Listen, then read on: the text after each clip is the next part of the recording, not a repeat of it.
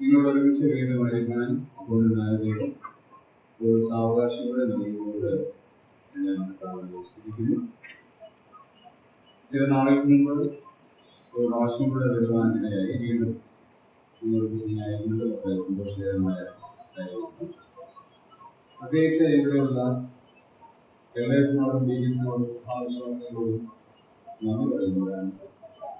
ഇങ്ങനെയുള്ളൊരു പ്രോഗ്രാം ഇവിടെ അറേഞ്ച് ചെയ്യുവാൻ കാണിച്ച വളരെ വിശാലമായ മനസ്സ് അത് പ്രശംസിക്കപ്പെടുന്നതാണ്. സാധാരണഗതിയിൽ പല പ്രയാസങ്ങൾ ഉണ്ടാകുമ്പോഴാണ് അതിന്റെ റീസൺ തിരഞ്ഞു പോകുന്നത്. എന്നാൽ അതിനു മുമ്പ് നമ്മുടെ കുഞ്ഞുങ്ങളെ ശരിയായ ആത്മീയ പാതയിൽ വിവാഹ ജീവിതത്തോടുകൂടി വളർത്തേണ്ട ആവശ്യകതയെക്കുറിച്ചുള്ള ക്ലാസ്സുകൾ ഒരു സഭ എന്നുള്ള നിലയിൽ നിങ്ങൾ എടുത്ത ആ ഒരു തീരുമാനം വളരെയേറെ ദൈവസന്നിധി പ്രശംസനീയവും അനേകർക്ക് അനുഗ്രഹ കാരണവുമായി തീരുന്നു എന്നുള്ളത് സന്തോഷകരമായ കാര്യം. അതിൻ്റെ റിസോഴ്സ് പേഴ്സണായിട്ട് എന്നെ വിളിച്ചതുകൊണ്ട് ഞാൻ പ്രത്യേകമായി നന്ദി പറയുന്നു. ഞങ്ങൾ 2 കോഴ്സുകൾ ഓൺലൈൻ കോഴ്സുകൾ ചെയ്തു. ഏകദേശം 60 പേരോളം ഞങ്ങൾക്ക് ട്രെയിൻ ചെയ്യാനിടയായി. അതിൽ 18 പേരുടെ വിവാഹം കഴിഞ്ഞു. ഈ 18 പേരുമായി ഞങ്ങൾക്ക് ബന്ധങ്ങളുണ്ട്. ഇടയ്ക്കിടയ്ക്ക് ഞങ്ങൾ മെസ്സേജ് ചെയ്യും, അവരെ ഫോളോ ചെയ്യും. അത് കഴിഞ്ഞിട്ട് ആ ഓൺലൈൻ കോഴ്സ് ചെയ്യാനുള്ളതായ സാഹചര്യങ്ങൾ പല കാരണങ്ങൾ കൊണ്ട് സാധ്യമായില്ല. അപ്പോൾ ഞങ്ങൾ ടീം ഇങ്ങനെ പ്രാർത്ഥിച്ചുകൊണ്ടിരുന്നു ആരംഭിക്കണം. എന്നാൽ ബിസി ഷെഡ്യൂൾ ഉള്ളതുകൊണ്ട് സൂമിൽ അത് ഓരോ ദിവസം ക്രമീകരിക്കാനായിട്ട് സാധ്യമാകില്ല. ഇപ്പോൾ ഈ ഫ്ലെയർ കണ്ടിട്ട് കുറേ ആളുകൾ എന്നെ വിളിച്ചു, നല്ലൊരു പ്രോഗ്രാമാണ്, ഞങ്ങളുടെ ചർച്ചയിൽ ചെയ്യാമോ എന്ന് ചോദിച്ചു. രണ്ടാമത് കുറേ ആളുകൾ പരിഭവമായിട്ടാണ് പറഞ്ഞത്, വിവാഹത്തിന് മുമ്പുള്ളവർക്ക് പോരാ, വിവാഹം കഴിച്ച് ഞങ്ങൾക്കും ഒരു കോഴ്സ് ആവശ്യമാണ്, ഞങ്ങൾക്കും ഒരുപാട് പ്രശ്നങ്ങളുണ്ട്, പേരന്റിങ്ങുകളുണ്ട്, ആവശ്യമുണ്ട് എന്നൊക്കെ പറഞ്ഞു. കർത്താവിലേക്കാണെങ്കിൽ നമുക്ക് ആ കാര്യങ്ങൾ മുമ്പോട്ട് കൊണ്ടുപോകാം എന്ന് കർത്താവിൽ പ്രതീക്ഷിക്കാം. ഞങ്ങൾ നടത്തിയ ഓൺലൈൻ കോഴ്സിൽ ഇവിടുത്തെ 2 ഇമ്പോർട്ടൻ്റായ ആളുകൾ ക്ലാസ് എടുത്തുള്ളത് റോളൻ കോടതിയും മിസസ് റോളൻ കോടതിയും ക്ലാസ് എടുത്തു. അത് ഇപ്പോഴും കുട്ടികൾ അവരുടെ ഫീഡ്ബാക്ക് ഷീറ്റിൽ ഇപ്പോഴും അവർ നന്ദിയോടെ ഞങ്ങളത് പറയാറുണ്ട്. അവരും അതിൻ്റെ ഭാഗമായി തീർന്നു എന്നുള്ളത് ഞങ്ങൾ വളരെ അഭിമാനത്തോടും സന്തോഷത്തോടും കൂടി ഓർക്കുന്ന കാര്യമാണ്. കർത്താവ് പ്രധാനമായി സഹായിക്കുന്നത്. 3 പ്രാർത്ഥനാ വിഷയങ്ങൾ പ്രാരംഭമായി പറയാനായിട്ട് ആഗ്രഹിക്കുന്നു. ഈ പ്രാർത്ഥന എന്ന് പറയുന്നത് ഒരു സെക്കൻഡ് മീനിങ് അതിനകത്തില്ല, പ്രാർത്ഥന എന്ന് മാത്രമേ. ഒന്നാമത്തെ കാര്യം, ഞങ്ങൾ നിങ്ങളുടെ പ്രവർത്തനം തുടങ്ങിയിട്ട് 27ാമത്തെ വർഷമാണ്. ഞങ്ങൾ വളരെ വേഗത്തിൽ അവിടെ ചെന്ന് ഒരു വർഷം കഴിഞ്ഞപ്പോഴേക്കും കൂടുതൽ ആരംഭിക്കാനായിട്ട് സജീവമാകാനിടയായി. കാത്തലിക്, ജാക്കോബ, ഹിന്ദു പശ്ചാത്തലത്തിൽ നിന്ന്, കൊങ്ങിണി പശ്ചാത്തലത്തിൽ നിന്നുള്ളവരാണ് ഞങ്ങളുടെ വിശ്വാസികൾ. 19 ഫാമിലിയിലുള്ളത്. അപ്പോൾ അന്നത്തെ കാലത്ത് വളരെ പെട്ടെന്ന് ഞങ്ങളൊരു ഹോള് പണിയേണ്ടി വന്നു. വീട് ഞങ്ങൾ പെട്ടെന്ന് എടുത്ത് അത് പെട്ടെന്ന് ഞങ്ങൾക്ക് ഹോളായിട്ട് കൺവേർട്ട് ചെയ്യുന്നു. 4 കുട്ടിയൊക്കെ എടുത്ത് കളഞ്ഞാൽ അത് പെട്ടെന്ന്. പക്ഷേ എൻ്റെ അറിവില്ലായ്മ, അല്ലെങ്കിൽ 29-30 വയസ്സുള്ള പ്രായത്തെക്കുറിച്ച് എനിക്ക് അറിയാമല്ലോ, മാത്രം 14 മാസം ഉണ്ടെന്നുള്ളത്. അപ്പോൾ പെട്ടെന്ന് ചെയ്തതുകൊണ്ട് അതിനകത്തെ കള്ളത്തരങ്ങളൊന്നും നമുക്ക് മനസ്സിലായി. അവർ ആ വീട് തന്നതിൻ്റെ മുകളിൽ മരത്തിൻ്റെ പ്ലാന്റുകളൊക്കെ അതെല്ലാം വെഞ്ചതിൽ വന്ന് അതെല്ലാം നശിപ്പിച്ചു. ശിവാട്ടോട് ഞങ്ങൾ പറഞ്ഞു, അത് വന്ന് ഞങ്ങൾ ഓൾറെഡി 1 ലക്ഷം രൂപ തന്നാണ് ഞാൻ തരാൻ.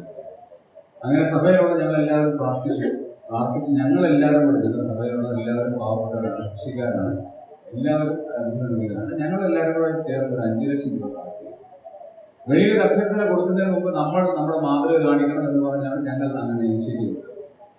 പക്ഷേ പണിയാനായിട്ട് അഭ്യർത്ഥനയൊക്കെ റെഡിയായി കഴിഞ്ഞപ്പോഴത്തേക്കും ഞങ്ങൾ ഗവൺമെന്റിന്റെ ഭാഗത്ത് കാരണം പണിയാനുള്ള പെർമിഷൻ, റീകൺസ്ട്രക്ട് ചെയ്യാനുള്ള പെർമിഷന് ഒരുപാട് തടസ്സങ്ങളാണ്.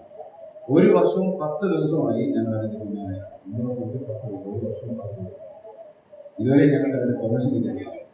അതുകൊണ്ട് നിങ്ങൾ എല്ലാവരും പ്രത്യേകം പ്രാർത്ഥിക്കണം, അതിൻ്റെ പെർമിഷൻ എത്രയും വേഗം ലഭിക്കുന്നത്. കാരണം കർണാടക ഗവൺമെന്റ് കോൺഗ്രസ് ആണെങ്കിലും അതിൻ്റെ ഭരണാധികാരികളിലും ക്രിസ്തു വിരോധികളായ ആളുകൾ. അതുകൊണ്ട് ഒരുപാട് തടസ്സങ്ങൾ അതിന് മുന്നിലുണ്ട്. അത് എത്രയും വേഗം പൂർത്തീകരിക്കുവാനും ഒരു അഭ്യർത്ഥന അതിനുശേഷം നിങ്ങൾക്ക് അയച്ചു തരാം. തീർച്ചയായിട്ടും അതിനെ പ്രോത്സാഹിപ്പിക്കണം എന്ന്. രണ്ടാമത്തെ പ്രാർത്ഥന വിഷയം ഞങ്ങൾ കഴിഞ്ഞ ഒരു 6-7 വർഷമായിട്ട് ഞങ്ങൾ 4 സുശേഷന്മാർ ചേർന്ന് നോർത്ത് കർണാടകയിൽ ഒരു കണ്ടിന്യൂസ് വർക്കുണ്ട്.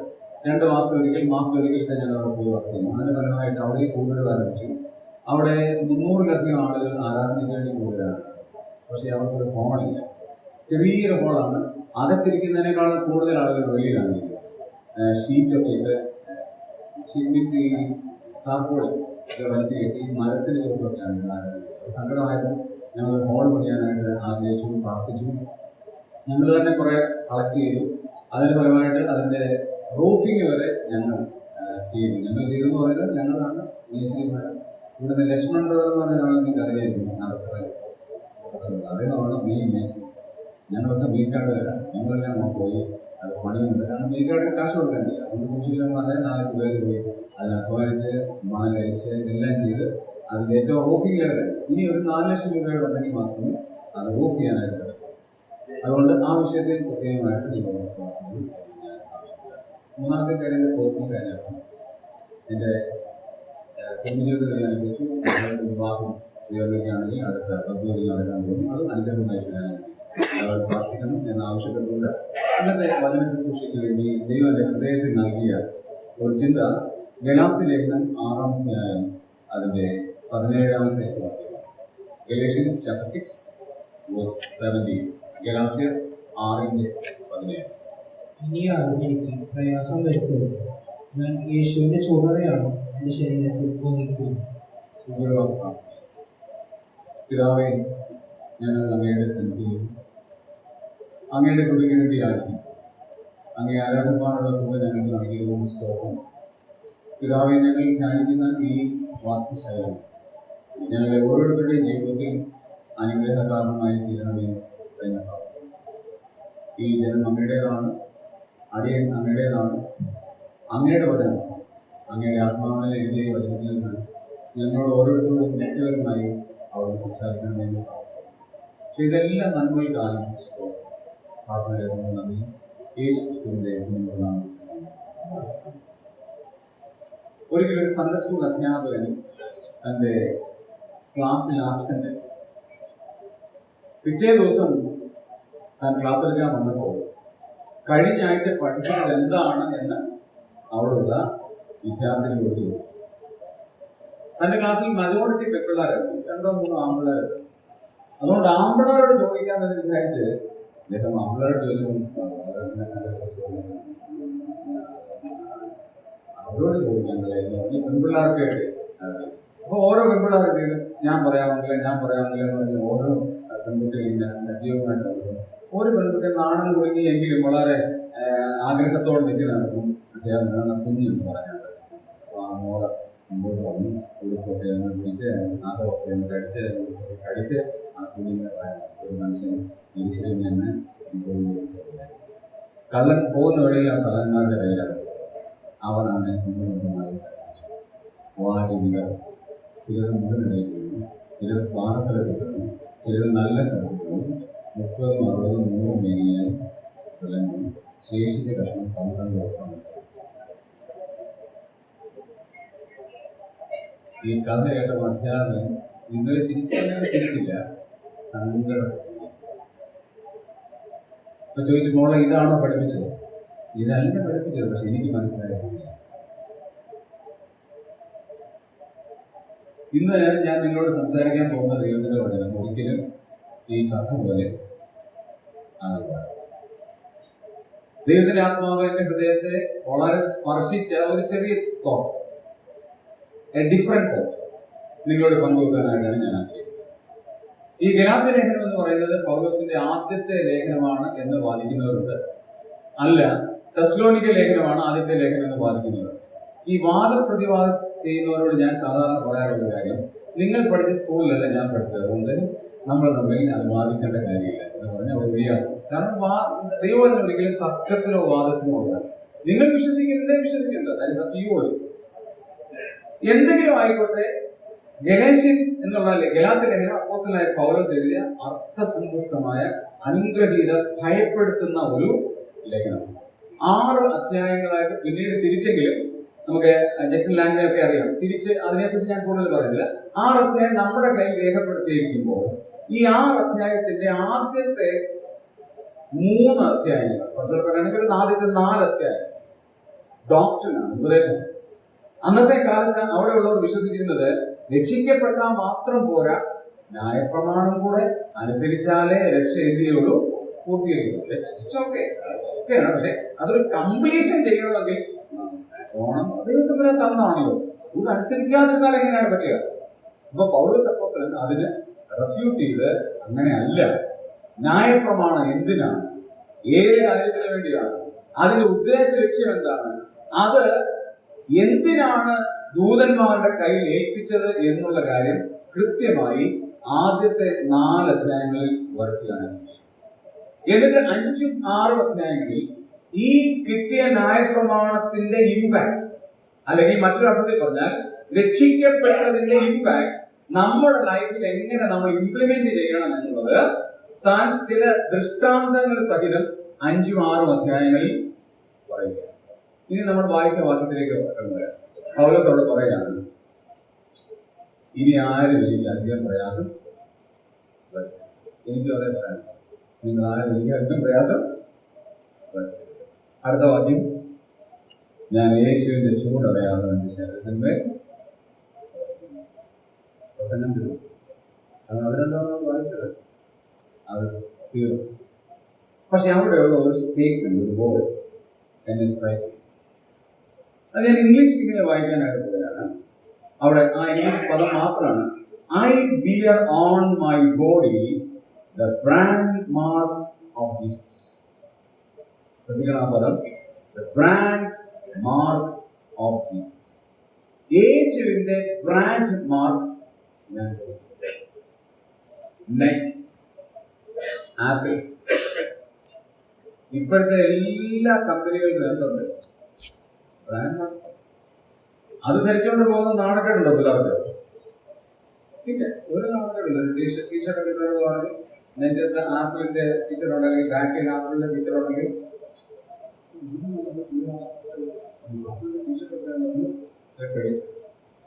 പക്ഷെ പൗലോസ് പറയാണ്, ഞാൻ ധരിക്കുന്നത് എന്താണ്, ബ്രാൻഡ് മാർക്ക് ഓഫ് ജീസസ്, യേശുവിന്റെ ചൂടടയാളം ഞാൻ വഹിക്കുക. ഇതിനൊരു എബ്രായ പശ്ചാത്തലം ഞാൻ പറയാമെന്ന് അറിയാം. മുമ്പിലിരിക്കുന്ന ഓഡിയൻസ് എല്ലാം ദൈവത്തിൽ അഗാധമായിട്ടുള്ളവരാണെന്ന് എനിക്കറിയാം. പുറപ്പാട് പുസ്തകം 21-ാം അധ്യായം നമുക്കറിയാവുന്നവർ ഞാനങ്ങ് പറഞ്ഞു പോകെ. ഒരു ദാസൻ അവൻ 7 വർഷം സേവിച്ചു, 7ാമത്തെ വർഷം അവനെ എന്ത് ചെയ്യണം, വിടണം. അവൻ പറയാണ്, ഞാൻ പോകുന്നില്ല. അവൻ സ്വതന്ത്രനായിട്ട് വിടാൻ പോവാ. അവൻ പറഞ്ഞില്ല, ഞാൻ അങ്ങനെയാണെങ്കിൽ അവൻ എന്ത് ചെയ്യണം അറിയാം? മോശ പറഞ്ഞിങ്ങനെയാണ്, പട്ടളക്കാരന്റെ കയ്യിൽ കൊണ്ട് നിർത്തിയിട്ട് അവന്റെ കാത് എന്ത് ചെയ്യണം, തുളക്കണം. അത് ഭയങ്കര ഇമ്പോർട്ടന്റ് ആണ്, കാത് തുളക്കണം. ഈ കാത് കാണുന്ന ഏതൊരു വ്യക്തിക്കും പുറത്തോട്ട് അവനിങ്ങനെ യാത്ര ചെയ്യുമ്പോൾ കാത് കാണുന്ന ഏതൊരാൾക്കും മനസ്സിലാകും, ഇവൻ ഏതോ ഒരു യജമാനന്റെ സ്ഥിരമായ ഒരു അടിമയാണ്, സ്ഥിരമായ ഒരു അടിമയാണ്. അതുകൊണ്ടാണ് ചെറിയൻ സാർ എഴുതിയത്, അവനടിമ അനുഭവിക്കും സ്വാതന്ത്ര്യം പോലെ വരില്ല, സ്വാതന്ത്ര്യമേറും അന്ത്യശ്വാസം ഓവരെ തൻ വേല ചെയ്യും ഞാൻ, സേവ ചെയ്യും ഞാൻ ഭയങ്കര അഭിമാനിക്കുകയാണ് നമ്മുടെ പിതാക്കന്മാരെ. ഇടയ്ക്കിടയ്ക്ക് അഭിമാനം ഞാൻ എല്ലാവരോടും പറയും. കാരണം നമ്മുടെ പിതാക്കന്മാർ എഴുതിയ വരികളുടെ ആശയം, സന്തോഷം, അതിന്റെ ആ തിയോളജി എത്ര അഗാധം. അവൻ അടിമ അനുഭവിക്കും സ്വാതന്ത്ര്യം പോലെ, സ്വാതന്ത്ര്യമേതും അടുത്ത വിലയെന്താ, അന്ത്യശ്വാസം പോകുമ്പോഴേക്കും വേല ചെയ്യും ഞാൻ. അതുപോലെ തന്നെ ഭയങ്കര പ്രിയമുള്ളവരെ, യേശുവിന്റെ ചൂടടയാളം നമ്മുടെ ശരീരത്തിൽ വഹിക്കുകയാണെങ്കിൽ നമ്മൾ ആരാണെന്നറിയാമോ? യേശുവിന്റെ ഒരു അടിമ. കുറച്ചുകൂടെ ആ വാക്കിനെ എക്സ്പ്ലെയിൻ ചെയ്താൽ, ഗ്രീക്ക് വാക്ക് എടുത്ത് പറയുകയാണെങ്കിൽ അവിടെ പൗലോസ് ഇടയ്ക്കിടയ്ക്ക് പറയുന്നതാണ് ബോൺ സെർവന്റ്. ഞാനൊരു അടിമദാസനാണ്. സെർവന്റ് എന്ന് പറഞ്ഞാൽ അടിമയാണ്. അടിമ അടിമയായതാണ് എന്ന് പറഞ്ഞാൽ അത്രയ്ക്ക് ദാസം. ഇപ്പൊ ഞാൻ ഈ വാക്ക് ഇങ്ങനെ വായിച്ചപ്പോൾ ഞാൻ ഇങ്ങനെ ശ്രദ്ധിച്ചു, എന്താണ് ഈ യേശുവിന്റെ ബ്രാൻഡ് മാർക്ക്? യേശുവിന്റെ ചൂടടയാളം എന്താ? ഇപ്പോ നമ്മുടെ ഇടയിൽ വന്നിട്ടില്ല, എന്നാലും ചിലതൊക്കെ ഉണ്ട്. എന്താണ്? കയ്യിൽ പച്ച കുത്തി. ഒരുത്തൻ പച്ച കുത്തിക്കൊണ്ട് വന്ന സമയത്ത് ഞാൻ ചെന്നാടാ അങ്ങനെ യേശുവിന്റെ മാർക്ക്. എനിക്കറിയാം, എന്റെ ക്യാപ്റ്റന് കരുതാനോ അവൻ നിർത്തി കുറിച്ചു നോക്കും. ഞാൻ ചിന്താവാണുണ്ട്, യേശുവിനെ മറ്റുള്ളവർ കാണിക്കാൻ വേണ്ടി എന്റെ ശരീരത്തിൽ ചൂടടയാളം വെച്ചിരിക്കുക. അങ്ങനെ ഒരു അടയാളത്തെ കുറിച്ചല്ല പൗലോസ് ഇവിടെ പ്രതിപാദിക്കുന്നത്. ഈ യേശുവിന്റെ ചൂടടയാളം പൗലോസ് പറയാണ്, ഞാൻ എന്റെ ശരീരത്തിന്മേൽ വഹിക്കുന്നു എന്ന് പൗലോസ് പറയുമ്പോൾ അത് അപമാനത്തിലല്ല പറയുന്നത്, പിന്നെ അഭിമാനത്തിലാണ്. താൻ ഭയങ്കര അഭിമാനത്തിലാണ് പറയുന്നത്. എന്താണ് അപ്പൊ ആ ചൂടടയാളം? നമുക്ക് നോക്കാം. 1-ാമത്തെ വാക്യം വായിക്കാം. അതിന്റെ കുറെ മാർക്ക് 6-ാം അധ്യായത്തിൽ നൽകിയിട്ടുണ്ട്. 1-ാമത്തെ മാർക്ക് എന്താ നോക്കാം. 1-ാമത്തെ വാക്യം നമുക്കൊന്ന് വായിക്കാം. 6:1. സഹോദരന്മാരെ, ഒരു മനുഷ്യൻ വല്ല തെറ്റിലും അകപ്പെട്ടു പോയെങ്കിൽ ആത്മീയരായ നിങ്ങൾ അങ്ങനെയുള്ളവരെ സൗമ്യതയുടെ ആത്മാവിൽ യഥാസ്ഥാനപ്പെടുത്തുകയും നീയും പരീക്ഷയിൽ അകപ്പെടാതിരിക്കാൻ സൂക്ഷിച്ചു പോകുക. അപ്പൊ ഞാനത് ഇങ്ങനെ പേര് കൊടുക്കാം, the mark of restoration. മറ്റുള്ളവരെ റെസ്റ്റോർ ചെയ്യുന്ന ഒരു മാർക്ക്. എപ്പോഴും നമ്മൾ ഓർക്കേണ്ട ഒരു കാര്യം, അവിടെ വളരെ പ്രധാനപ്പെട്ടതാണ്. ആരെ വിളിക്കുന്നത്? അല്ലേ അല്ലേ നമ്മളെ വിളിക്കുന്നത്. എന്താ വിളിക്കുന്നത്? സഹോദരന്മാരെ. ഇംഗ്ലീഷ് വായിക്കുന്നത് എന്താ വായിക്കുന്നത്? ബ്രദറൻ. നമ്മളോട് അഭിമാനപൂർവ്വം പറയാണ്, ദൈവത്തിന്റെ ആത്മാ പറയാണ്, സഹോദരന്മാരെ നിങ്ങൾ ഒരു കാര്യം വെക്കണം, ഒരുവൻ വല്ല തെറ്റിലും അകപ്പെട്ടാൽ. അടുത്ത പദം വളരെ പ്രശ്നമാണ്. ആത്മീയരായ നിങ്ങൾക്ക് പറ്റുക. ആത്മീയരായ നിങ്ങൾ അവനെ എന്ത് ചെയ്യണം? യഥാസ്ഥാനപ്പെടുന്നത്. എങ്ങനെയാണ്? അവിടെ പദം എങ്ങനെയാണ്? സൗമ്യതയുടെ ആത്മാവ്. നമുക്ക് യഥാസ്ഥാനത്വം ചെയ്യുന്ന കാര്യം എത്രമാത്രം പ്രാമുഖ്യമാണ്. ഈ കൗൺസിലിംഗ് ഞങ്ങൾ പഠിക്കുമ്പോൾ ഞങ്ങൾക്ക് ബേസിക് പ്രിൻസിപ്പിൾ ആദ്യത്തെ ക്ലാസ്സിൽ ഞങ്ങൾക്ക് നൽകുന്നത് കമ്മിറ്റ്മെന്റ് ക്ലാസ്. കമ്മിറ്റ്മെന്റ് ക്ലാസ് എന്ന് പറഞ്ഞാൽ ഞങ്ങൾ ഈ പഠിക്കുന്ന കാര്യങ്ങൾ ഒരു കാരണവശാലും ദുരുപയോഗം ചെയ്യുകയില്ല എന്നുള്ള കമ്മിറ്റ്മെന്റ് എടുക്കുന്ന ക്ലാസ്സാണ്. കാരണം മൈൻഡ് റീഡിംഗ് എന്ന് പറയുന്ന കാര്യം നിസ്സാര കാര്യമല്ല. അപ്പൊ മൈൻഡ് റീഡിംഗ് ഉണ്ട്, മൈൻഡ് മാനിപ്പുലേഷൻ ചെയ്യാനുള്ള സോഴ്സസ് ഞങ്ങളെ പഠിപ്പിക്കും. ഒരു മനുഷ്യൻ ഇരുന്ന് കണ്ടു കഴിയുമ്പോൾ അവന്റെ ആ മനസ്സിലൂടെ പോകുന്ന തോട്ട് പ്രോസസിങ് മുഴുവൻ അറിയത്തില്ലെങ്കിൽ തോട്ട് പ്രോസസിംഗിന്റെ പ്രൊസീജിയേഴ്സ് ഞങ്ങളെ പഠിപ്പിക്കും. അപ്പൊ ഇതൊക്കെ വേണമെങ്കിൽ ദുരുപയോഗം ചെയ്യാനുള്ള സാധ്യത വളരെയാണ്. മെന്റലിസം എന്നുള്ള കോഴ്സിൽ നിന്ന് ഡെവലപ്പ് ചെയ്തത്. അപ്പൊ ഇതിനൊക്കെ ഉണ്ടാക്കാനുള്ള സാധ്യതകൾ വളരെയാണ്. പക്ഷെ ഓർക്കണം, ആത്മീയന്മാരായ നിങ്ങൾ എന്ത് ചെയ്യണം? സ്പിരിച്വൽ കൺസെപ്റ്റിൽ വേണം ഈ കാര്യം ചെയ്യാൻ. നമ്മുടെ ഇടയിൽ തെറ്റ് ചെയ്യാത്തവരായിട്ട് ആരെങ്കിലും ഉണ്ടോ? ഞാൻ ഉൾപ്പെടെയുള്ളവരാണ്. ഇല്ല. അവിടെ കൊടുത്തിരിക്കുന്ന പദം വളരെ പ്രധാനപ്പെട്ടതാണ്. വല്ല തെറ്റിലും അകപ്പെട്ടു പോയാൽ എന്ന് പറഞ്ഞാൽ എങ്ങനെയെങ്കിലും സാഹചര്യത്തിന്റെ സമ്മർദ്ദം മൂലം നമ്മൾ എങ്ങനെയെങ്കിലും ഒരു തെറ്റിൽ പോയാൽ നമ്മൾ എന്താ ചെയ്യുന്നത് അറിയാമോ? അദ്ദേഹത്തിന്റെ മുകളിൽ മുഴുവൻ കല്ല് വലിച്ചെറിഞ്ഞ് അവനെ ക്രൂശിച്ച് ക്രൂശിച്ച് ക്രൂശിച്ച് അതിന്റെ മുകളിൽ കയറി ഒരു കുരിശിൽ വെച്ച് അതിന്റെ മുകളിൽ കല്ല്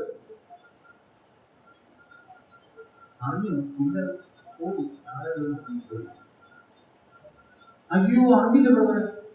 ഞാൻ പറഞ്ഞു, പിന്നെ BSNL-ഉം ജിയോയും എയർടെല്ലും ഐഡിയയും എല്ലാം ഓൾ റോഡ് വീൽസ് റോം എന്ന് പറയുന്ന പോലെ എല്ലാം ഫോണും ഒരു കാര്യം മാത്രം പറയാൻ ഉപയോഗിക്കുക.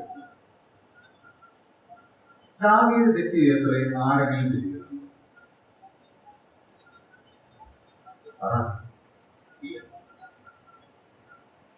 വേറൊരുത്തന്റെ ഭാര്യയെ 2 അവനെ കൊല്ലാൻ പിടിച്ച യോവാബ് പാർശ്വലി മാത്രമേ അറിഞ്ഞുള്ളൂ. കത്താരുടെ കൊടുത്തുവിടുന്ന ഊരിയാവില്ല. ദാവീദിനെ അറിയാൻ മുഖം പൊട്ടിച്ച് വായിക്കത്തില്ല. കാരണം ഭയങ്കര വിശ്വസ്തനാണെന്ന് ആർക്കറിയാം? ആ ദാവീദിനെ കുറിച്ച് അപ്പോസ്തലപ്രവൃത്തി 13 എന്താ പറയുന്നത് അറിയാം? പൗലോസ് എന്താ പറയുക? ജസ്റ്റ് ഒന്ന് നോക്കി. 3 സ്റ്റേറ്റ്മെന്റ് കർത്താവ് പൗലോസ് മുഖാന്തരം പറയുന്നുണ്ട്. ഒന്ന് ശ്രദ്ധിക്കേണ്ട കാര്യമാണ്. 13-ാമത്തെ അധ്യായം ചാപ്റ്റർ 13 വേഴ്സ് 22 ഒന്നാമത്തെ സ്റ്റേറ്റ്മെന്റ് എനിക്ക് ബോധിച്ച്. ഇംഗ്ലീഷിൽ വായിക്കുകയാണെങ്കിൽ മൈ ഓൺ ഹാർട്ട്. ഈ നാവിനെ കുറിച്ച് ദൈവം പറയാണ് എന്താണ്? ഗോഡ്സ് ഓൺ ഹാർട്ട്, എനിക്ക് ബോധിച്ച പുരുഷൻ. രണ്ടാമത്തെ സ്റ്റേറ്റ്മെന്റ് ഇവൻ എന്റെ ഹിതം ചെയ്യും, he will do my will. ദാവീദിനെ കുറിച്ച് പറയാണ് എന്റെ ഹിതം ചെയ്യുന്നവൻ.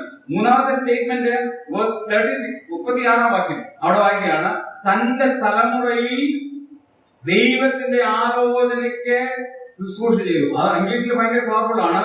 He served the purpose of God in his own generation. അവന്റെ തലമുറയിൽ ദൈവത്തിന്റെ ആലോചന ചെയ്ത ഒരാൾ. എന്താ സംഭവിച്ചെന്ന് അറിയാമോ? പാപം വന്ന് ബോധ്യപ്പെടുത്തിയപ്പോൾ നാഥാൻ ആ കാര്യം വന്ന് ദാവീദിനോട് പറഞ്ഞപ്പോ ഞാൻ അങ്ങനെ ഉദ്ദേശിക്കുന്നൊന്നുമല്ല, ഞാൻ അങ്ങനൊന്നും അല്ല എന്നൊന്നും പറഞ്ഞില്ല. നമ്മൾ ഉപയോഗിക്കുന്ന മറ്റൊരു വാക്യമുണ്ട്, അവസവശാൽ എന്റെ വാക്കോ പ്രവൃത്തിയോ വല്ലതും വന്നു പോയിട്ടുണ്ടെങ്കിൽ ദൈവനാമത്തിൽ വിട്ടുകളയും. അടുത്തൊരു വാക്ക് ഭയങ്കര രസമാണ്, ക്ഷമിച്ചേര്. അതെന്നെ നേരെ തെറ്റ് പറ്റിപ്പോയി നമ്മൾ സമ്മതിക്കില്ല. ഞാൻ അങ്ങ് പരാജയപ്പെട്ടു പോയത് സമ്മതിക്കൂല. ദാവീദിന്റെ അടുത്ത് വന്ന് ദൈവത്തിന്റെ ആത്മാവ് ദൈവദാസനെ അയച്ചപ്പോൾ ദാവീദ് എന്താ പറഞ്ഞെന്നറിയാമോ? 51-ാം സങ്കീർത്തനം 4-ാം വാക്യം, ഞാൻ നിന്നോട് പാപം ചെയ്തു. I committed sin against you. അത് സമ്മതിച്ചു. അതാണ് ദാവീദിനെ ദൈവം ഉയർത്താനായിട്ട് കാരണം. ഇന്നും ഞങ്ങൾ 103-ാം സങ്കീർത്തനം വായിച്ചത്. രാവിലെ വായിച്ചപ്പോൾ ഡോക്ടർ വായിച്ചപ്പോൾ ഒരു ലിവിംഗ് വേർഷനിലാണ് വായിച്ചത്. അതിനകത്ത് എഴുതിയിരിക്കുന്നത് God did not constrain it. എങ്ങനെയാ പറഞ്ഞത്? Continuously didn't accuse. അവൻ എന്നേക്ക് കോപം സംഗ്രഹിക്കില്ല എന്ന് പറഞ്ഞത് അക്യൂസ് ചെയ്യാറുണ്ട്. നമ്മളെന്താ ചെയ്യാറുണ്ട്? ആ പാവം പിന്നെയും ചെയ്യും, കുത്തിക്കൊണ്ടിരിക്കും. അതൊരു ചില മാനസിക രോഗത്തിലുള്ള പ്രശ്നമാണ്. അല്ലെങ്കിൽ കുത്തിക്കൊണ്ടിരിക്കും ഭയങ്കര സുഖമാണ്. അതിന് ഞങ്ങളിങ്ങനെ പറയാറുണ്ട്, ഈ ഇങ്ങനെ ചൊറിയുമ്പോഴുള്ള ഒരു സുഖം കിട്ടുന്ന പോലെ ഒരു പാപം ചെയ്ത ഒരാളെ ഇടയ്ക്കിടയ്ക്ക് ഇങ്ങനെ കർത്താവ് പോലും അത് മറന്നു. അവൻ ഏറ്റവും ഉപേക്ഷിച്ച് കഴിഞ്ഞപ്പോൾ കർത്താവ് പോലും മറന്നു കളഞ്ഞു. നമ്മൾ പിന്നെയും അതിങ്ങനെ ഓർപ്പിച്ച് അദ്ദേഹത്തെ കുത്തിക്കൊണ്ടിരിക്കുക. പ്രിയമുള്ളവരെ, നമ്മൾ റെസ്റ്റോർ ചെയ്യുന്ന ആളുകളാണ്. ഒരു തെറ്റ് ചെയ്ത ഒരാളിനെ, പരാജയപ്പെട്ട ഒരാളിനെ റെസ്റ്റോർ ചെയ്യണം എന്ന് പറഞ്ഞാൽ he became the same position. അവൻ എവിടെയായിരുന്നു ആ സ്ഥലത്തേക്ക് അവനെ കൊണ്ടുവരുന്ന ഏറ്റവും വലിയ ഉത്തരവാദിത്തമാണ്. ഇത് ചെയ്യണമെങ്കിൽ ആർക്കേ പറ്റുള്ളൂ എന്നറിയാമോ? ആത്മീയരായവർക്ക്. പത്രോസ് എന്താ ഒരു ശിഷ്യനല്ലേ? കർത്താവിനെ എത്ര പ്രാവശ്യം തള്ളി പറഞ്ഞു? 3 പ്രാവശ്യം. അത് വേണമെങ്കിൽ നമുക്ക് അങ്ങ് ഇഗ്നോർ ചെയ്യാൻ പറ്റും. മൂന്നാമത്തെ ഭയങ്കര പവർഫുള്ളാണ്. യേശുവിനെ ആണയിടാനും പ്രാകുവാനും തുടങ്ങി. ഞാനത് വായിക്കുമ്പോൾ പേടിക്കും. എന്തായിരിക്കും പ്രാഗി? പറയണ്ട കേട്ടോ, നമ്മുടെ അത്രയും കൊണ്ട് പോലെ അത് പറയണ്ട. പക്ഷെ എന്തായിരിക്കും പ്രാഗി? ഞാൻ ഇങ്ങനെ ധ്യാനിക്കും, എന്തായിരിക്കും പ്രാഗി? യേശുവിനെ ആണയിടാനും പ്രാകുവാനും തുടങ്ങി. ഈ പ്രാഗിയ പത്രോസിനെ റെസ്റ്റോർ ചെയ്യാനായിട്ട് കർത്താവ് വന്നിരിക്കുകയാണ്. യോഹന്നാന്റെ സുവിശേഷം 21-ാം അധ്യായം. നമ്മളറിഞ്ഞ എന്ത് പറഞ്ഞേനെ? എടാ, നീ എന്നെ ഒന്നും രണ്ടും തവണയൊന്നുമല്ല, പിന്നെ 3 വട്ടം തള്ളി പറഞ്ഞാണ്. ഞാനായിട്ടാ പിന്നെ നിന്നോട് ക്ഷമിക്കുന്നു. കർത്താവ് വല്ലോം അവിടെ പറഞ്ഞു. 21-ാം അധ്യായം നമ്മൾ ധ്യാനിച്ചാൽ എന്തെങ്കിലും ഒരു പ്രാവശ്യം കർത്താവ് പത്രോസ് ചെയ്ത പാപത്തെ കണ്ടിന്യൂസ്ലി ഇറിറ്റേറ്റ് ചെയ്തോണ്ടിരുന്നോ? ഒന്നും പറഞ്ഞില്ല. 3 ചോദ്യം. ആ ചോദ്യം ഭയങ്കര പവർഫുൾ ക്വസ്റ്റ്യനാണ്. നീ എന്നെ സ്നേഹിക്കുമ്പോ, എന്റെ സമ്മറി അല്ല, നീ എന്നെ സ്നേഹിക്കും. വേറെ ഒന്നും ചോദിച്ചില്ല. വേണമെങ്കിൽ നമുക്ക് വ്യാഖ്യാനിക്കാം. അതിനകത്തൊരു ഹിന്ദി ഇല്ലേ എന്ന് വേണമെങ്കിൽ നമുക്ക് വ്യാഖ്യാനിക്കുന്നവർക്കുണ്ടാകാം മറുപടി. പക്ഷെ കർത്താവ് സിമ്പിൾ ആയിട്ട് ചോദിച്ചത്, നീ എന്നെ യഥാർത്ഥമായി സ്നേഹിക്കുന്നുണ്ടോ? പ്രിയമുള്ളവരെ, നമ്മളുടെ ഏറ്റവും വലിയ മാർക്ക് എന്ന് പറയുന്നത്, യേശുവിന്റെ ബ്രാൻഡ് മാർക്ക് എന്ന് പറയുന്നത്, മറ്റുള്ളവരെ റെസ്റ്റോർ ചെയ്യാൻ വേണ്ടിയാണ് എന്നെയും നിങ്ങളെയും ഈ ഭൂമിയിലാക്കി വെച്ചിരിക്കുന്നത്. ഒന്നിനുമല്ല. നമുക്കൊക്കെ പരാജയങ്ങൾ ഉണ്ടാകാം, മിസ്റ്റേക്സ് ഉണ്ടാകാം, തെറ്റുകൾ ഉണ്ടാകാം. പക്ഷേ മറ്റൊരാളെ റെസ്റ്റോർ ചെയ്യുന്ന ഏറ്റവും വലിയ ദൗത്യം അതാണ് നമ്മളെ ഏൽപ്പിച്ചിട്ടുള്ളത്. അത് നാം ചെയ്യുന്നില്ലെങ്കിൽ കർത്താവിന്റെ ബ്രാൻഡ്മാർക്കൊന്നും എനിക്കില്ല. നമ്മൾ ബ്രാൻഡ്മാർക്ക്, യേശുവിന്റെ ബ്രാൻഡ്മാർക്ക് ധരിച്ചവരാണെങ്കിൽ മറ്റുള്ളവരെ റെസ്റ്റോർ ചെയ്യുന്ന ഏറ്റവും വലിയ ദൗത്യം ചെയ്യാൻ നാം ബാധ്യസ്ഥരാണ്. രണ്ടാമത്തെ കാര്യത്തിലേക്ക് വരാം. ഗലാത്യലേഖനം 6-ാം അധ്യായം അതിന്റെ അടുത്ത വാക്യം നമ്മൾ വായിക്കുന്നത് ഭയങ്കര പവർഫുൾ സ്റ്റേറ്റ്മെന്റ് ആണ്. അടുത്ത വാക്യം നമുക്കൊന്ന് ശ്രദ്ധിക്കാം. രണ്ടാമത്തെ വാക്യം, തമ്മിൽ ഭാരങ്ങളെ ചുമത്തി ഇങ്ങനെ ക്രിസ്തുവിന്റെ ന്യായപ്രമാണം നിവർത്തിക്കും. രണ്ടാമത്തെ പദപ്രയോഗം എന്താണ്? തമ്മിൽ ഭാരങ്ങളെ ചുമത്തും. രണ്ടാമത്തെ മാർഗ്ഗം എങ്ങനെ വരെ? മറ്റുള്ളവരുടെ സങ്കടങ്ങൾ എന്ത് ചെയ്യണം? എന്റെ പണി നിങ്ങളുടെ സങ്കടം നോക്കുന്നില്ല. എന്നറിയാം, മറ്റുള്ളവരുടെ പ്രശ്നം സ്വന്തം പ്രശ്നം പോലെ കരുതുന്ന ഒരാൾക്ക് മാത്രമേ ഈ ഭാരം ചുമക്കാൻ സാധിക്കൂ. ഞാൻ ഞങ്ങളുടെ ചർച്ചിൽ ഇടയ്ക്കിടയ്ക്ക് പറയുന്ന ഒരു കാര്യമുണ്ട്. എന്റെ ചർച്ചിലുള്ള പിള്ളേര് നമ്മുടെ പിള്ളേരല്ല. എല്ലാരും പറയണം, ആരുടെ പിള്ളേരാ? എന്റെ മക്കളാണ്. 14 കല്യാണങ്ങൾ ഞങ്ങളുടെ ചർച്ചിൽ നടന്നു. ഓർത്തോണം, അവിടെ പോയി വർക്ക് ചെയ്ത് അവിടെ രക്ഷിക്കപ്പെട്ടു വന്ന ആദ്യത്തെ കല്യാണം നടത്തിയത് തൃശ്ശൂരിലാണ്. ആദ്യത്തെ കല്യാണം നടത്തിയത് തൃശ്ശൂരിലെ ഒരു മോനുമായിട്ട്. തൃശ്ശൂരിലെ മോനെന്ന് പറഞ്ഞാൽ എൻ രാജേന്ദ്രൻ അങ്കിൾ. ഇപ്പോൾ അദ്ദേഹം കേക്കോട് അസംബ്ലിയിലാണ് ഇപ്പോൾ അദ്ദേഹത്തിന്റെ മോനും ഞങ്ങളുടെ ചർച്ചിലോട്ട് മോളുമായിട്ടാണ്. അപ്പൊ അവർക്ക് കത്തോലിക്കനെ അറിയാൻ പറ്റിയ കല്യാണം നടന്നത്. അതിന് മുമ്പ് ഇതിന് എല്ലാ കാര്യവും ചെയ്തു കൊടുത്തിട്ട് മാതൃക കാണിച്ചു പറഞ്ഞു, ഇത് ജിൻസി എന്ന് പറയുന്ന മോൾ എന്റെ മോളാണ് എന്നെല്ലാവരും പ്രാക്ടിക്കൽ ചെയ്തു. അത് കഴിഞ്ഞ് അടുത്ത കല്യാണങ്ങളിലെല്ലാം ഞാനിങ്ങനെ ഓവർലുക്കിങ് ചെയ്യുകയല്ലാതെ എല്ലാ സഹോദരങ്ങളും ചെയ്തു. കാരണം എന്റെ മകളാണ് എന്റെ സഹോദരൻ. അങ്ങനെ ബോധ്യമാകുമ്പോഴാണ് ഒരാൾക്കുണ്ടാകുന്ന ഒരു ഭാരം ആരുടെ ആകുന്നത്? എന്റെ ആകുന്നത്. അല്ലെങ്കിൽ ആരാന്റെ കഴി ആരാണ് വലിക്കടാ എനിക്കെന്താ ഇതിനകത്ത്? പക്ഷെ നമ്മൾ അങ്ങനെയല്ല. അതുകൊണ്ടാണ് വെറുതെക്കാരെന്ന് പറയുന്നത്. നമ്മൾ അങ്ങനെയാണോ? ഒരു രോഗം നോക്കട്ടെ, കാക്കാമാർ വരുന്ന പോലെ നമ്മുടെ ആൾക്കാര്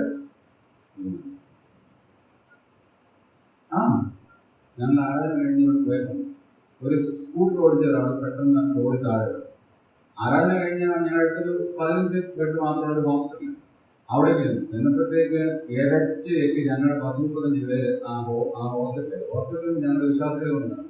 ഡോക്ടറിനെ വിളിച്ച് എന്നെ പറയുന്നത്, നിങ്ങൾ ആൾക്കാരോട് മാറിക്കണ്ടത്, ഞങ്ങൾക്ക് നോക്കണ്ടേ? ഞങ്ങൾ നിങ്ങൾ എന്റെ വാചകമല്ല, ഡോക്ടർ എന്നോട് പറഞ്ഞ കാര്യം. എന്തൊരു രോഗമുണ്ടായാലും ഞങ്ങളുടെ എല്ലാ ആൾക്കാരോട് അങ്ങ് പാഞ്ഞു തരും. അത് നമ്മുടെ ഏറ്റവും വലിയ ക്വാളിറ്റിയാണ്. അതുകൊണ്ടാണല്ലോ ഇന്ന് ഈ സഭ ഇത്ര അനുഗ്രഹിക്കപ്പെടുന്നത്. കാരണം മറ്റുള്ളവരുടെ ഭാരം നമ്മൾ എന്ത് ചെയ്യുന്നു? വഹിക്കുന്നു. പാവപ്പെട്ട ആളുകളുടെ ബുദ്ധിമുട്ട് എന്റെ ബുദ്ധിമുട്ടായിട്ട് കണക്കാക്കി, അവരുടെ പോരായ്മ നമ്മുടെ ബുദ്ധിമുട്ടായിട്ട് കണക്കാക്കി, അവരുടെ പ്രശ്നങ്ങൾ എന്റെ പ്രശ്നങ്ങളായിട്ട് കണക്കാക്കി നമ്മളത് ചെയ്തുകൊണ്ടിരുന്നു. പക്ഷെ ഇപ്പൊ എത്രമാത്രം ഉണ്ടെന്നുള്ള ഒന്ന് നമ്മുടെ പിതാക്കന്മാരൊക്കെ ചെയ്ത് ഓർത്തായിരുന്നല്ലോ. ഞാൻ പറഞ്ഞല്ലോ, എനിക്ക് വലിയപ്പച്ചന്മാരെയും നമ്മുടെ ഫോർ ഫാദേഴ്സിനെ ഓർത്ത് പലപ്പോഴും അഭിമാനമുള്ളതാണ്. കാരണം മുതിർന്ന മലരുകൾ എന്നുള്ള പുസ്തകമേ, വന്ന വഴിപാടുകൾ, നിഴൽപ്പാടുകൾ എന്നുള്ള ബുക്കുകളൊക്കെ ഞാൻ ഇടയ്ക്കിടയ്ക്ക് വായിച്ചിട്ട് യങ് ജനറേഷനെ ഞാൻ എൻകറേജ് ചെയ്യും. കാരണം നമ്മുടെ അങ്കമാലിയിലെ ചരിത്രം ഞാൻ വായിച്ചത്, ശവം അടക്കിയിട്ട് തിരിച്ചു വന്നപ്പോൾ എന്താ ചെയ്യുന്നത്? അവരുടെ മിറ്റത്തിരിക്കൊണ്ട് ബോഡി, ആ തലമുറയുടെ കുഞ്ഞനുജന്മാരും അനിയത്തിമാരുമാണ് ഞാനും നിങ്ങളും. അങ്ങനെയാണെങ്കിൽ പിതാക്കന്മാർ വേണ്ടെന്ന് വെച്ചിട്ട് പുറകെ ഇറങ്ങി പുറപ്പെട്ടു കഴിഞ്ഞ ആ പഴയ വിശ്വാസത്തിലേക്ക് പോകാതെ ഈ വിശ്വാസത്തിൽ ഉറച്ചു നിൽക്കേണ്ട ഏറ്റവും വലിയ ഉത്തരവാദിത്വം എനിക്കും നിങ്ങൾക്കും ഉണ്ട് എന്നുള്ള കാര്യം മറക്കരുത്. ഞങ്ങൾ കഴിഞ്ഞ ദിവസം അടുത്ത കുറെ ആഴ്ചകൾ ഞാൻ റിസർച്ച് ചെയ്തിരിക്കുന്നത് അറിയാം. നമ്മുടെ സഭകൾ 200 വർഷമായി ലോകവ്യാപകമായി. 100 വർഷം കഴിഞ്ഞ് നമ്മുടെ സഭ ഇന്ത്യയിൽ ആയിട്ട്, അങ്ങനെയാണെങ്കിൽ നമ്മുടെ സഭകൾ എന്ത് ചെയ്തു എന്ന് ചോദിച്ച ഒരാളോട് ഞാൻ റിസർച്ച് ചെയ്ത് ഒരു 7-8 എപ്പിസോഡ് ആകാനുള്ള കാര്യം റിസർച്ച് ചെയ്തിട്ടിരിക്കുകയാണ്. ക്രിസ്തീയ സംഗീത ലോകത്ത് നമ്മുടെ ആൾക്കാർ എന്ത് ചെയ്തു, സാഹിത്യ രംഗത്ത് എന്ത് ചെയ്തു, സാമൂഹ്യ രംഗത്ത് എന്ത് ചെയ്തു. സാമൂഹിക രംഗത്ത് നിങ്ങൾക്ക് അഭിമാനിക്കാൻ പറ്റുന്നത്, നമുക്ക് എല്ലാവർക്കും അഭിമാനിക്കാൻ പറ്റുന്നത് ഓർഫനേജ് എന്ത് സാമൂഹികമായ കാര്യങ്ങൾ ചെയ്തു. യൂട്യൂബിൽ അത് കുറച്ച് കഴിയുമ്പോൾ അപ്ലോഡ് ചെയ്യാൻ പോവുകയാണ്. നമ്മൾ ചെയ്തത് സ്വന്തം വിഷമങ്ങളെ, മറ്റുള്ളവരുടെ വിഷമങ്ങളെ എന്റെ വിഷമമായി എന്ത് ചെയ്തു കണക്കാക്കിയതുകൊണ്ടാണ്. അതുകൊണ്ട് ആ തലമുറയുടെ അടുത്ത ജനറേഷനായ നമ്മൾ ആ സംസ്കാരം വിട്ടുകളയരുത്. നമുക്ക് കുറഞ്ഞൊന്നും പോകത്തില്ല. വിഷമം അനുഭവിക്കുന്നവരെ തമ്മിൽ ഭാരങ്ങളെ എന്ത് ചെയ്യണം. ഇവിടെ ഒരു സ്റ്റേറ്റ്മെന്റ് കൊടുക്കുമ്പോൾ അതിനൊരു പശ്ചാത്തലം കൂടെ പറയാം. 2 കുഞ്ഞുങ്ങൾ ഇങ്ങനെ നിലനിൽക്കുകയാണെങ്കിൽ ഈ തലയിലുള്ള കൊട്ട എന്ത് ചെയ്യും, അടുത്ത ആൾക്ക് അതാണ് എന്റെ സങ്കടം. പകുതി അങ്ങോട്ട് കൊടുക്കും, അങ്ങോട്ട്. ഇതാണ് തമ്മിൽ ഭാരങ്ങൾ. 3ാമത്തെ സ്റ്റേറ്റ് മാർക്ക് നോക്കാം. 3ാമത്തെ മാർക്ക് 3ാം വാക്യം കേട്ടോ. താൻ അല്പനായിരിക്കെ മഹാനാകുമെന്ന് ഒരുത്തൻ നിരൂപിച്ചാൽ തന്നെ താൻ വഞ്ചിക്കുന്നു. ഭയങ്കര പവർഫുൾ സ്റ്റേറ്റ്മെന്റ് ആണ്. എന്താണ് ഒരുത്തൻ ഞാൻ കൊടുത്തിരിക്കുന്നത്? അല്പനായി. അവൻ ആരാണ്? മഹാൻ. Mark of humbleness. നമ്മൾ വിചാരിക്കും നമ്മൾ ഏതാണ്ട് ഒരു വലിയ സംഭവം. ഞാൻ നമ്മുടെ ചാലശ്ശേരി അങ്കിളിന്റെ അളിയനും ഞാനിവിടെ ഇന്നലെ കൊച്ചിയിലായിരുന്നു. ഗോസ്പൽ ഈ സുശേഷ കൺവെൻഷൻ 5 വർഷമായി എന്നെ കാണാനായിട്ട് ആഗ്രഹിച്ച ഒരാളിനെ കാണാൻ ഞാൻ ഇന്നലെ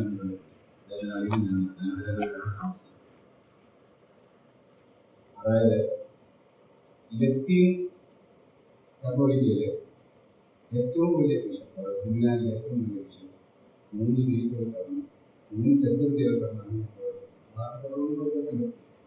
ഞാൻ ഈ രാവിലെ ജീവ സന്ദേശം എന്നും അതിന് കേട്ടിട്ട് എനിക്ക് ഇടയ്ക്കിടയ്ക്ക് ഇങ്ങനെ മെസ്സേജ് അയച്ചു. അവരോട് പറഞ്ഞ സാറിനെ കാണുമാറുണ്ട്. ഞാനവിടെ ചെന്ന് കഴിഞ്ഞപ്പോഴത്തേക്കും ഞങ്ങൾ രണ്ടും കണ്ടു കഴിഞ്ഞപ്പോഴത്തേക്കും എന്തോ ഒരു സന്തോഷം. എനിക്ക് തന്നെ ഭയങ്കര ഹാപ്പിയായിരുന്നു. കാരണം ആ ഒരു അച്ഛനെ, ആ ഒരു ബിഷപ്പിനെ ഒന്ന് ചെന്ന് കണ്ട് ഒന്ന് സംസാരിച്ച് ആദ്യമായിട്ട് 5 വർഷത്തിന് ശേഷം ആദ്യമായിട്ടാണ് കാണുന്നത്. അദ്ദേഹത്തിന്റെ ആ വികാരപ്രകടനം എന്റെ വികാരപ്രകടനങ്ങൾ എങ്ങനെ അതുപോലെ പറയാൻ പറ്റില്ല. അത്രയ്ക്ക് വൈകാരിക നിമിഷമായിരുന്നു.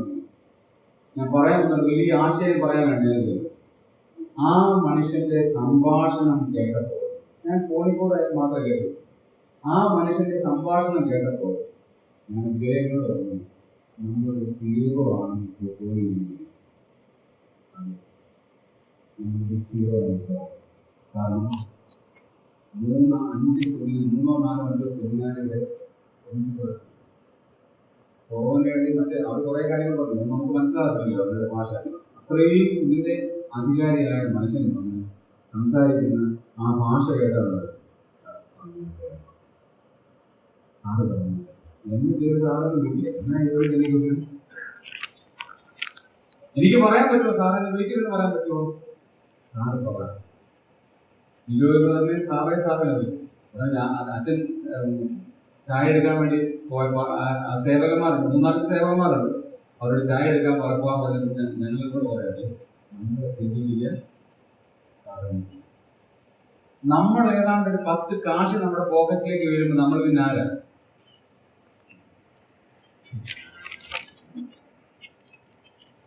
എന്നെ പോലെ ആരുണ്ട് ഇവിടെ? നമ്മൾ തുറന്ന മൂക്കിൽ ശ്വാസം അകത്തോട്ട് വലിക്കാൻ കഴിവില്ലാത്ത ഫീബിൾമെൻ,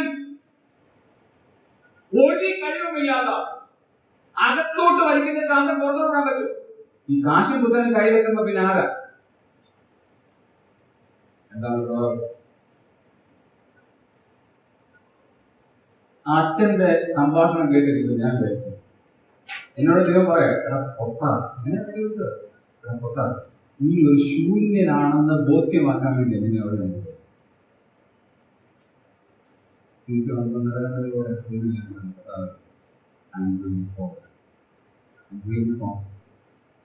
ഞാൻ ഒന്നുമല്ല, ഞാൻ ബിഗ് 0. പ്രിയമുള്ളവരെ, നമ്മൾ മറ്റുള്ളവരുടെ മുമ്പിൽ അല്പനായിരിക്കെ ഞാൻ മഹാനാണെന്ന് നിരൂപിച്ചാൽ നീ നിന്നെ തന്നെ വഞ്ചിക്കുകയാണ്. നമ്മൾ ഓർക്കണം, നമ്മുടെ പിതാക്കന്മാർക്കില്ലാത്ത വിദ്യാഭ്യാസം നമുക്ക് കിട്ടിയപ്പോൾ, 4 ഇംഗ്ലീഷ് പഠിച്ചപ്പോൾ പറയുമ്പോൾ നമ്മൾ ആരാ? പിന്നെ എങ്ങോട്ട് ഭരണം? സഭയിലോട്ട് കയറും. അതിന് ഞാൻ ചില ഉത്തരങ്ങളൊന്ന് പറയട്ടെ. ഒറ്റ പേജ് ഇപ്പുറത്തോടെ നോക്കി, 5-ാമത്തെ അധ്യായത്തിലേക്ക് നോക്കി. 5-ാമത്തെ അധ്യായം 10-ാം വാക്യം നോക്കി. നിങ്ങൾക്ക് ഭിന്നാഭിപ്രായം ഉണ്ടാകുകയില്ല എന്ന് ഞാൻ കർത്താവിനെ ഉച്ചരിക്കുന്നു. അടുത്ത കാര്യം ശ്രദ്ധിച്ചോണേ. എന്നാൽ നിങ്ങളെ കലക്കുന്നവൻ ആരായാലും ശിക്ഷാവിധി ചുമക്കും.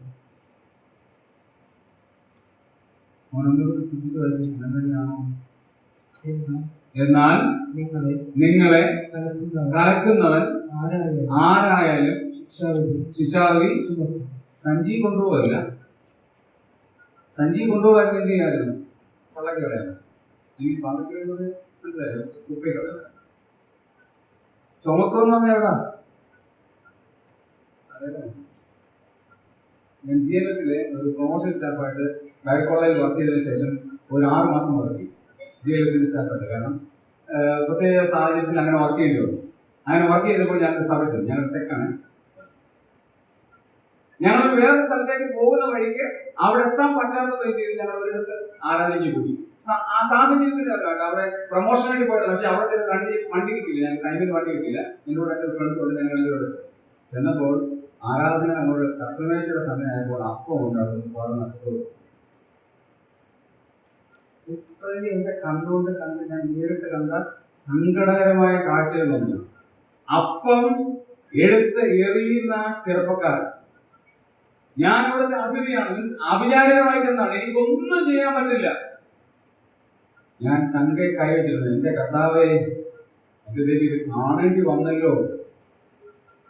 പക്ഷെ പിറ്റേ ആഴ്ച സൺഡേ ആയില്ല, അതിനു മുമ്പ് ഞാൻ കേട്ടത് ആ യുവാവ് അതിദാരുണമായി അപകടത്തിൽപ്പെട്ട് മുഖം പോലും തിരിച്ചറിയാൻ ഇടയില്ലാതെ അപകടത്തിൽപ്പെട്ട കാര്യമാണ് ഞാൻ കേട്ടത്. ഈ വാക്യം എനിക്ക് ഓർമ്മ. നിങ്ങളെ കലക്കുന്നവൻ പണത്തിന്റെ പേരിലായാലും അധികാരത്തിന്റെ പേരിലായാലും ദൈവസഭയെ നശിപ്പിക്കുന്ന ആരെങ്കിലും അവൻ ശിക്ഷാവിധി ചുമക്കുമെന്ന് പറഞ്ഞാൽ ചുമന്നിരിക്കും. അത് രുചിയായാലും സജിയായാലും ഒരു സംശയമില്ല. കാരണം എന്റെ അല്ല സഭ, നിങ്ങളുടെ അല്ല സഭ. കർത്താവിന്റെ ചങ്കിലെ ചോര കൊടുത്ത് വീണ്ടെടുത്ത ദൈവസഭയെ നശിപ്പിക്കാൻ നിങ്ങൾ ഒരു വാക്കുപോലും പറയരുത്. പുറത്തെന്ന് വേണേ പറഞ്ഞു, ഇതിനകത്ത് കയറിയിട്ട് അസഭ്യമായ ഒരു ഫലങ്ങൾ പോലും പറയരുത്. കാരണം തലമുറ നശിക്കാൻ. 2-ാമത്തെ പദം നോക്കൂ. അടുത്ത വാക്യം, എന്റെ 12-ാം വാക്യം. നിങ്ങളെ കലഹിപ്പിക്കുന്നവർ. 2-ാമത്തെ ആള്, 1 കലക്കുന്നവൻ, 2 കലഹിപ്പിക്കുന്നവൻ. എന്നാ കുറെ ചരട് വലിക്കുക. ഒന്നും അറിയില്ല. ഞാനിവിടെ ഒരു പരിപാടിയുണ്ട്, യക്ഷഗാനം എന്ന പരിപാടി. നിങ്ങളുടെ കന്നഡത്തിലെ വലിയ ഫേമസ് ആണ് യക്ഷഗാനം. ഏറ്റവും വലിയ ഡോക്ടർക്ക് അറിയാം, കാരണം മംഗലാപുരത്ത് പഠിച്ചുകൊണ്ടറിയാം. ഈ യക്ഷഗാനത്തിന് മുമ്പ് ഒരു ചരടുകളിയുണ്ട്. എന്നറിയാം, സ്ക്രീനിൽ അവരെന്തെയും ഈ തുള്ളുന്നത് മാത്രമേ കാണത്തുള്ളൂ. പക്ഷെ പുറകിൽ ഇരുന്ന് എന്ത് ചെയ്യാറിയാം, ഓരോ ലൈൻസ് കൊണ്ട് ഇങ്ങനെ വലിക്കുക. അപ്പം സ്റ്റേജിൽ കാണുമ്പോൾ ഈ രൂപം മാത്രം ഇത് തുള്ളുന്നത് കാണാം. അപ്പൊ ഞങ്ങളുടെ നാട്ടുകാർക്ക് ഭയങ്കര രസം. പക്ഷെ പുറകിൽ എന്ത് ചെയ്യാം, ഈ വലിക്കുന്നത് ആരെന്ന് അറിയത്തില്ല. അതായത് ആ പ്രയോഗം കൊടുക്കുന്നത് എന്താ, നിങ്ങളെ കലഹിപ്പിക്കുന്നവർ, those who are doing the things behind the curtain, they will also suffer. നമ്മൾ അല്പന്മാരാണ്. നമ്മൾ ദൈവസഭയെ ഉപദ്രവിക്കുന്നവരല്ല. നമ്മൾ വെറും ശൂന്യരാണ്. എന്നിട്ട് ഞാൻ ഏതാണ്ട് മികച്ചവനാണ് എന്ന് കണക്കാക്കുന്നത് കർത്താവിന്റെ ബ്രാൻഡ് മാർക്കല്ല. എനിക്കൊന്നുമില്ല. ഞാൻ അനുഭവിക്കുന്നത് മുഴുവൻ സ്വർഗത്തിലെ ദാനം മാത്രമാണ്. ഞാൻ ഇങ്ങനെ പറഞ്ഞ അവസാനിപ്പിക്കട്ടെ. നമുക്ക് എന്ത് യോഗ്യതയാണുള്ളത്? തമ്പുരാൻ നമ്മളെ സ്നേഹിച്ചെന്നുള്ളതല്ലാതെ വേറെ എന്തെങ്കിലും യോഗ്യതയുണ്ടോ നമുക്ക്? ദൈവം നമ്മെ സ്നേഹിച്ചതുകൊണ്ടാണ് ദൈവജനം നമ്മളെ സ്നേഹിക്കുന്നത്. ദൈവം നമ്മളെ സ്നേഹിച്ചതുകൊണ്ടാണ് നമുക്ക് ലഭിക്കുന്ന ആത്മീക നന്മകൾ. ദൈവം നമ്മളെ സ്നേഹിച്ചതുകൊണ്ടാണ് നമുക്ക് ലഭിക്കുന്ന ഭൗമിക നന്മകൾ. അല്ലെങ്കിൽ എന്ത് ഗ്രേഡാണ് നമുക്കുള്ളത്? അങ്ങനെയാണെങ്കിൽ ഞാൻ നിങ്ങൾ അല്പനായിരിക്കുക, 0 ആണ്. മഹാനാണെന്ന് കരുതരുത്, അഹങ്കരിച്ച് പോകരുത്. ദൈവം നിലനിർത്തുകയാണ്. ഒരു സംഭവം കൂടെ പറഞ്ഞു പോവാം. ഈ അച്ഛൻ എന്നോട് ഇന്നലെ അച്ഛൻ പറഞ്ഞൊരു കഥയുള്ളൂ. അച്ഛന്റെ ഒരു ഡിസൈപ്പിൾ, സ്ഥലം പറയുന്നില്ല, 6 കോടിയിലധികം രൂപ സമ്പാദിച്ചിട്ട് അച്ഛനോട് പറഞ്ഞു, അച്ഛാ ഇത്രയും കോടികൾ എൻ്റെ കയ്യിലുണ്ട്, ഞാൻ ഇനി കല്യാണം കഴിച്ച് സ്വസ്ഥമായിട്ട് ജീവിച്ച് മുമ്പോട്ട് പോകാനായിട്ട് ആഗ്രഹിക്കുകയാണ്. അച്ഛൻ പറഞ്ഞു, മോനെ നീ അങ്ങനെ പറയരുത്. അച്ഛൻ്റെ സംഭാഷണം ഭയങ്കര സോഫ്റ്റ് വോയിസ്. മോനെ നീ അങ്ങനെ പറയരുത്. ഇല്ല സാർ, എനിക്ക് ആരുടെയും ട്യൂഷൻ്റെ കാര്യമൊന്നുമില്ല. എൻ്റെ വലിയവരും എൻ്റെ അപ്പനൊക്കെ സമ്പാദിച്ചത് കൂടാതെയാണ്, ഞാൻ തന്നെ സമ്പാദിച്ചതാണ് ഇത്രയും. ഓക്കെ, ശരിക്കും ആരെ കരുതുന്നു. അച്ഛൻ പറഞ്ഞു, വീണ്ടും ആവർത്തി, മോനെ അങ്ങനെ പറഞ്ഞിട്ടില്ല. കല്യാണം കഴിച്ചു, ഒരു മോനുണ്ടായി. കഴിഞ്ഞ അച്ഛനെ എടുത്തിട്ട് പറഞ്ഞു, എൻ്റെ മോൻ സ്വന്തമായി അപ്പിയില്ല.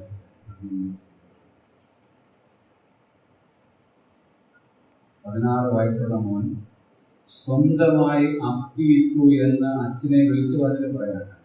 എനിക്കെന്തോ ഒരു സന്തോഷം. എന്നിട്ട് പറഞ്ഞു, എൻ്റെ കോടികളൊന്നും, എനിക്ക് മനസ്സിലായി എൻ്റെ കോടിയൊന്നും ഒന്നുമല്ല, ഞാൻ ബിഗ് സീറോ ആണെന്ന് എനിക്ക് മനസ്സിലായി എന്ന് ആ സക്കറിയാസ് സുഹൃത്തുക്കളോട് ഞാൻ പറയട്ടെ, ഞാൻ അല്പനാണ്, നമ്മൾ വെറും സിമ്പിളാണ്. നമുക്ക് നൽകിയത് മുഴുവൻ തമ്പുരാൻ്റെതാണ്. ദൈവം നൽകിയതല്ലാതെ നമുക്ക് ഒന്നുമില്ല. ഈ ബ്രാൻഡ് മാർക്ക് ഒന്ന്, മാർക്ക് ഓഫ് റെസ്റ്റോറേഷൻ, പുനഃസ്ഥാപനത്തിലേക്ക് വരിക. രണ്ടാമത്തെ മാർക്ക്, മാർക്ക് ഓഫ് ഹംബിൾനെസ്. മൂന്നാമത്തെ മാർക്ക്, മാർക്ക് ഓഫ്